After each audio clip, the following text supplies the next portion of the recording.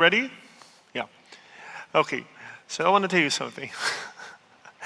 I want to give you some prediction with regards to where the cybersecurity world will, what will be probably the next issues that we will deal with on this stage next year.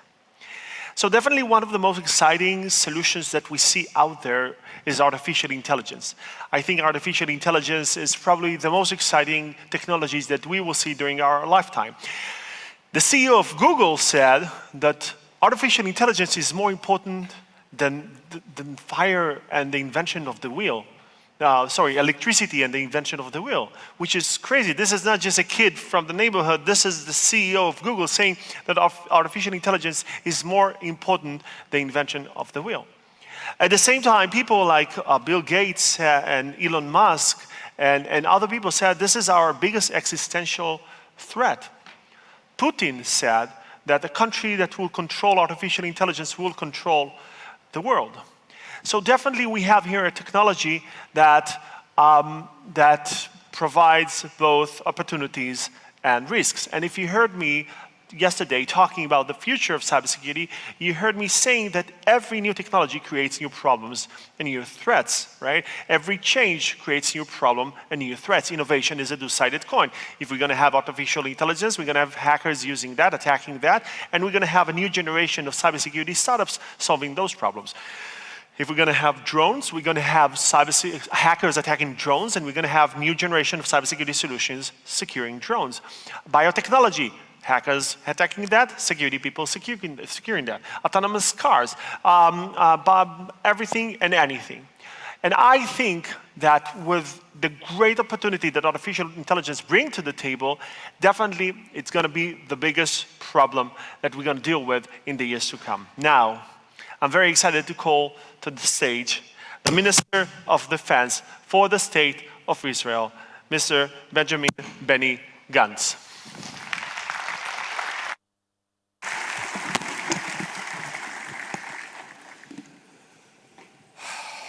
I guess there's someone in the hall.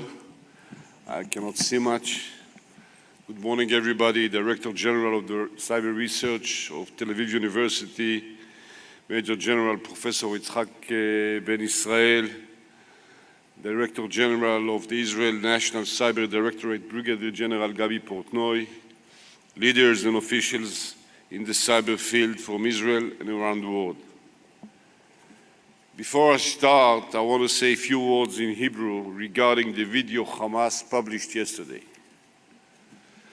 אתמול פורסם סרטון שמטרתו סחטנות על גבה של סוגיה הומניטרית. חמאס מחזיק בשבי במשך שנים את 4 הבנים בניגוד לחוק הבינלאומי, בניגוד למוסר. חמאס אחראית לכך, והציפייה שלנו מהקהילה הבינלאומית היא לפעול מול ההתנהלות הנפשעת הזו של חמאס. מדינת ישראל פועלת במגוון אמצעים, וממשיכה להפוך כל אבן על מנת להשיב את הבנים הביתה.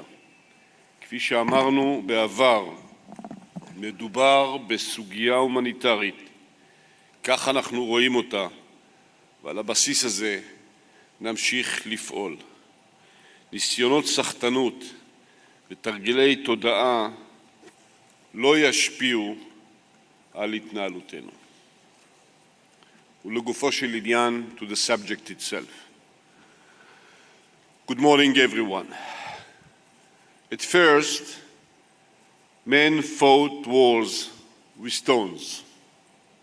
Then, he fought by spear and swords, and this was followed by the invention of explosive and firearms.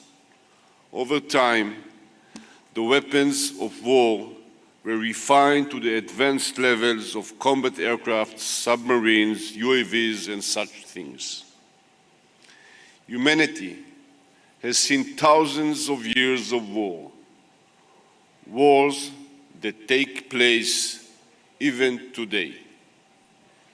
Yet, the battlefield of the present is not like the one of the past, nor will future conflict will look like those of today. The cyber domain adds a new dimension. Way before a missile is fired or a combat boot steps over a physical border, cyber enables damage to vital infrastructure, spreading panic, and piercing the hearts of regime. In 2014, for the first time ever, Russia launched a military operation in Crimea with a widespread cyber attack. Today, cyber attacks makes up a significant part of the ongoing war between Russia and Ukraine. This dramatic change on the battlefield requires us to adopt. Cyber attackers know how to exploit vulnerabilities.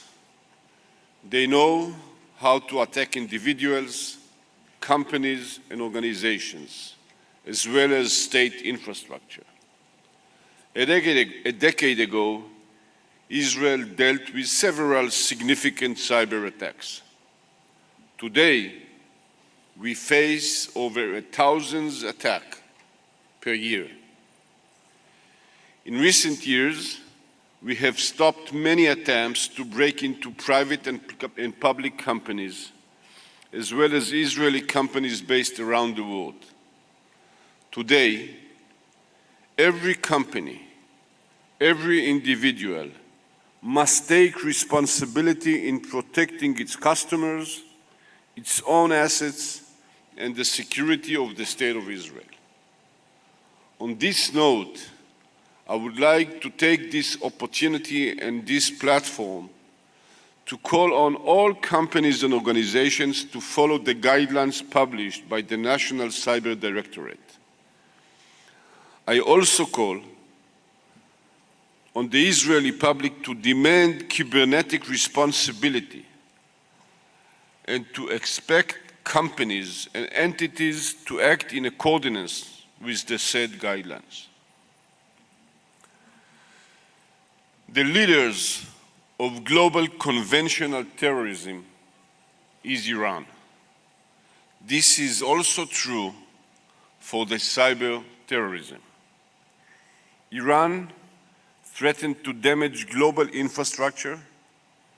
It aims to spread fear, and it even attempts to influence democratic processes and governments.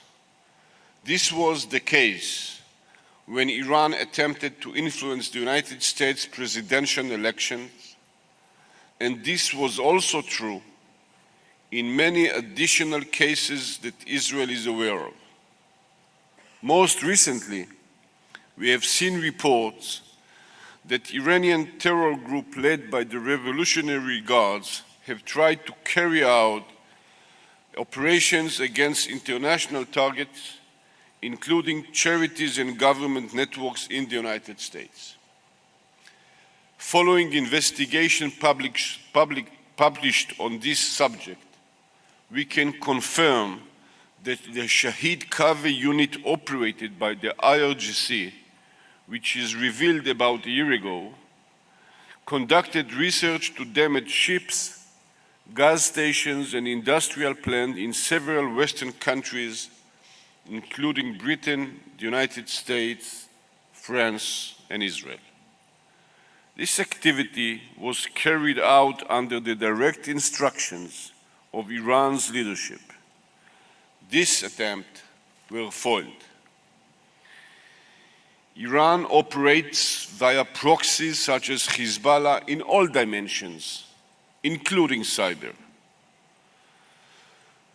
Today, I can reveal recent malign activities by Iranian security institutions in cooperation with Hezbollah, an attempt to disrupt UNIFIL operations in Lebanon.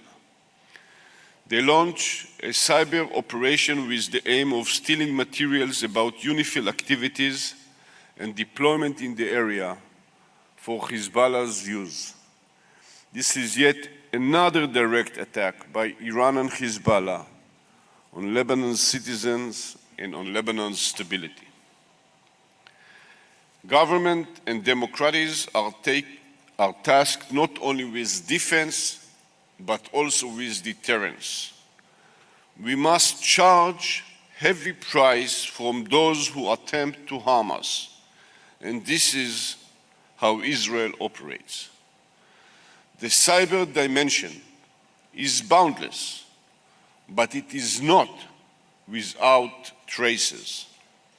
Israel faces repeated attempted attacks, mainly by Iran, which challenges us in the cyber domain just as it does in the air, in the sea, or on land. It is important to emphasize that Israel knows the cyber systems and operations method of its opponent. With this context, in recent years we have identified the phenomenon of Iranian hacker groups operating against Israel and other countries in the region and in the world.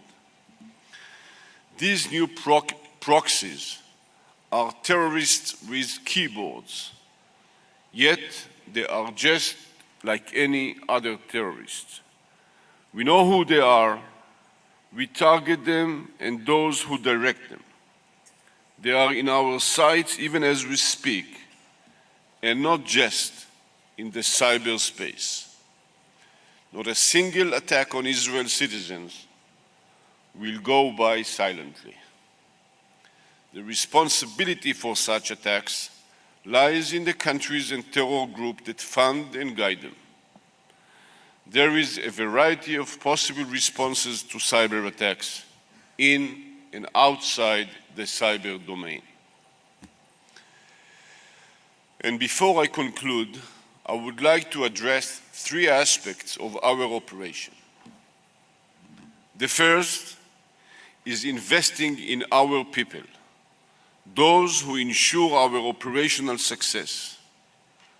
Our top mission in the defense establishment is to foster this community, to train our personnel, and to keep them with us.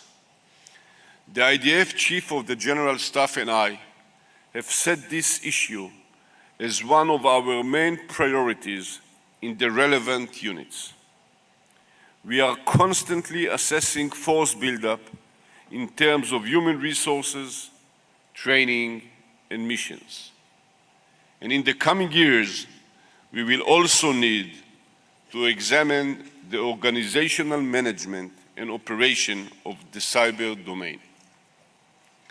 We are also working to create service options that will enable more and more individuals to keep their roles.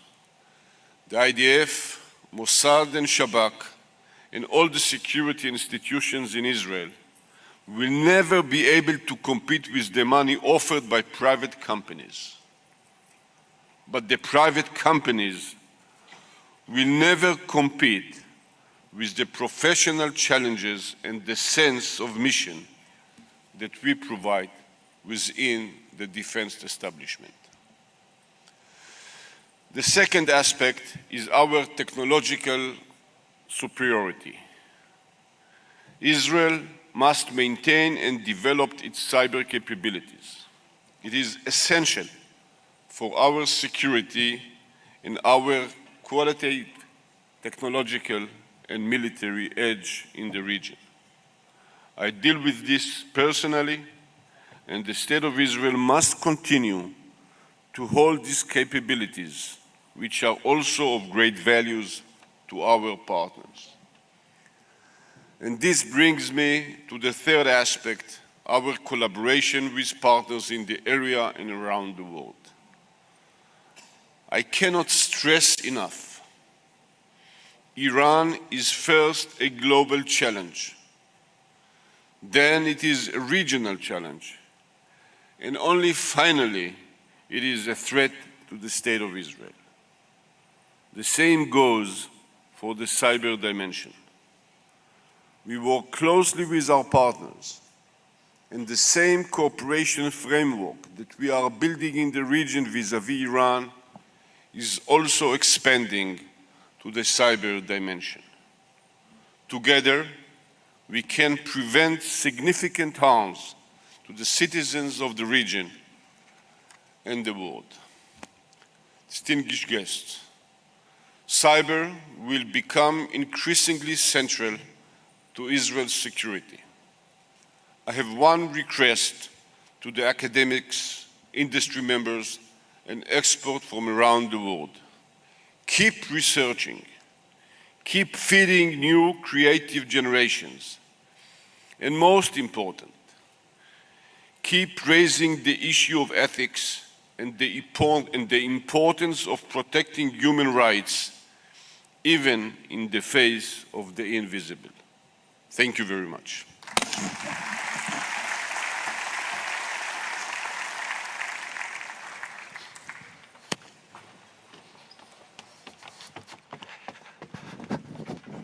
Thank you so much, Minister of Defense of Israel, Benny Gantz.